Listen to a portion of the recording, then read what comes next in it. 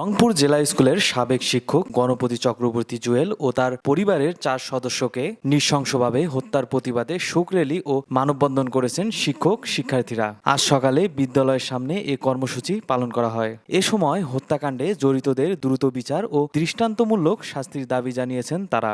এর আগে গতকাল শিক্ষার্থীরা সড়ক অবরোধ করে হত্যাকারীদের গ্রেপ্তার ও বিচারের দাবিতে 48 ঘন্টার আলটিমেটাম দেন। পুলিশ কমিশনার স্যারের ভাষ্য মতে তারা ছাদ দিয়ে স্যারের বাসায় ঢুকেছিল, পরবর্তীতে ছাদ দিয়েই বের হয়ে এসেছে, তাহলে গেটের বাইরে তালাকে দিল।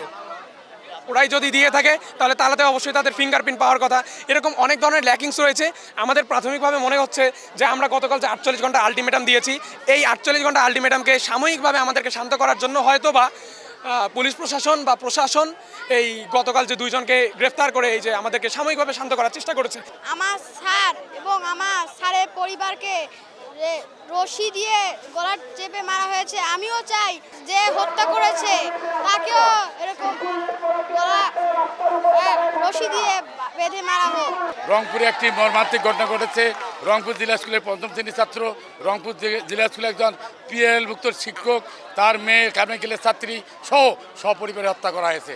আমরা দাবি করেছে ছাত্ররা, জনগণ, রংপুরবাসী, কিন্তু পরিপ্রেক্ষিতে আমরা গতকাল দেখলাম পুলিশ প্রশাসনের পক্ষ থেকে দুইজনকে গ্রেপ্তার করে একটা ব্রিফিং দেওয়া হয়েছে, যেটা জনগণ যে ব্রিফিং নিয়ে সন্দেহ প্রকাশ করছে, যে ব্রিফিং আমাদের ছাত্র জনতা তার বিশ্বাস রাখতে পারছে না। তারা বলছে এটা একটি নাটক। আমরাও মনে করি এটা একটি নাটক, কারণ অনেক ঘটনা আছে যেখানে 2 জনে 4 জনকে হত্যা করতে পারে না। এটা একটা কঠিন ব্যাপার। যেখানে আমরা দেখছি কারেন্টের লাইন কেটে দিয়ে সেখানে এই হত্যাকাণ্ড ঘটানো হচ্ছে। এই কারেন্টের লাইনটি কে কেটে দিল? যেখানে দেখা গেছে যে তারা খেয়ে যে পেশাগত কোনো খুনি ছাড়া করতে পারে না। অনেকে জানাচ্ছে ওই 2 জন যাদেরকে গ্রেপ্তার করেছে তারা নাকি ইয়াবা সেবী নয়। তা আমরা কোনটা সত্য আমরা জানি না। আমরা জানতে চাই যে এই নাটক বন্ধ করে সমস্ত উত্তরগুলো, জনগণের প্রশ্নের উত্তরগুলো দিয়ে সত্যটাকে উদ্ঘাটন করা। এটির পিছনে এখনো অনেক প্রশ্ন রয়েছে। প্রশ্নগুলো যেমন এই হত্যার পিছনে 2 জন মানুষ 4 জনকে কিভাবে মেরে ফেলতে পারে, ইয়াবা সেবী ঘরের লাইট বন্ধ করে কিভাবে অন্ধকারের মধ্যে ইয়াবা সেবন করতে পারে, এরকম হাজারো প্রশ্ন আছে। আমরা চাচ্ছি প্রকৃত ঘটনার পিছনে কি ঘটনা আছে এগুলো প্রশাসন ক্লিয়ারভাবে জনতাকে জানাই দেখ, রংপুরের সর্বস্তরের মানুষকে জানাই দেখ, কারণ এটি একটি খুব মর্মাহত এবং হৃদয় বিদারক ঘটনা। এ ঘটনায় গ্রেপ্তার সিদ্ধার্থ দাস ও মুগ্ধ দাস আদালতে 164 ধারায় স্বীকারোক্তিমূলক জবানবন্দি দিয়েছেন। নিহতদের মধ্যে রয়েছেন সাবেক শিক্ষক গণপতি চক্রবর্তী, তার স্ত্রী প্রতিলতা, মেয়ে আগামী এবং 5ম শ্রেণীর শিক্ষার্থী ছেলে আয়ুষ। ঘটনাটা শুক্রবার সকালবেলা যখন এই খুনের এই সিরিজ অফ খুন, ঠিক আছে, এটা একটা সিরিজ খুন বলা যাবে, কারণ এই 4টা খুন একসাথে ঘটেনি। প্রথমে স্যারকে মার্ডার করা হয়েছে ছাদের উপরে। কীভাবে মার্ডার করা হয়েছে সেটা আপনারা অলরেডি একটা ধারণা পেয়েছেন, যে স্যার উপরে কোনো আওয়াজ টাওয়াজ শুনে এই 2 জনকে এসে দেখে চিনে ফেলা খুব স্বাভাবিক, কারণ সিদ্ধার্থের বাড়িটা স্যারের বাসার একদম দেয়াল সংলগ্ন।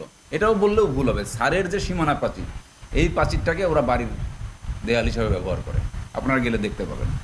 তা সেই বাসার ছেলেটাকে সে চেনে। সেই বাসার ছেলে যদি একজন শিক্ষক মানুষ, আদর্শবান একজন শিক্ষক মানুষের বাসার ছাদে বসে ইয়াবা সেবনরত অবস্থায় থাকে, তাহলে স্যার সেটা তো প্রোটেস্ট করেছেন।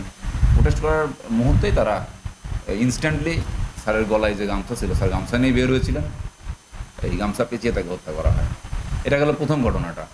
এটা আমরা এই ঘটনাটা বলছি হচ্ছে 2 জনের যে স্বীকারোক্তি, এই স্বীকারোক্তি অনুসারে বলছি।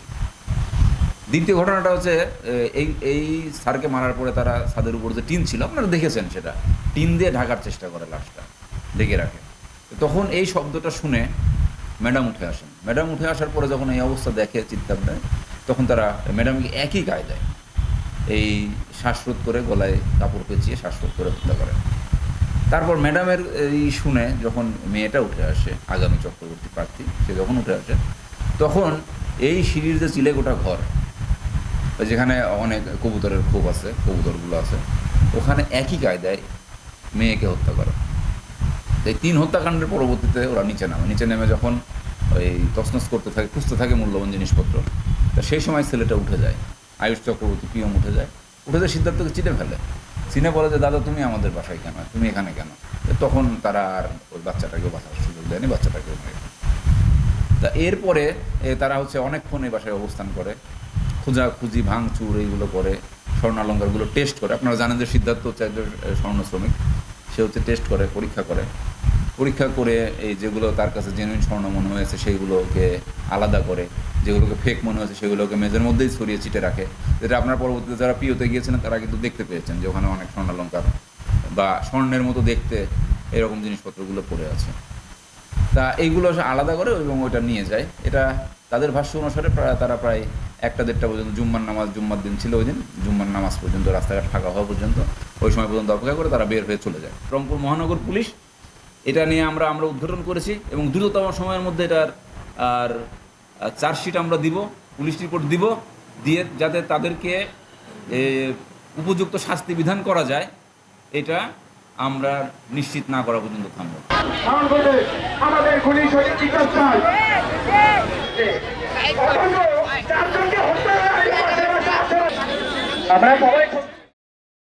সাগর ফারাজি, 16 আনা টিভি, রংপুর।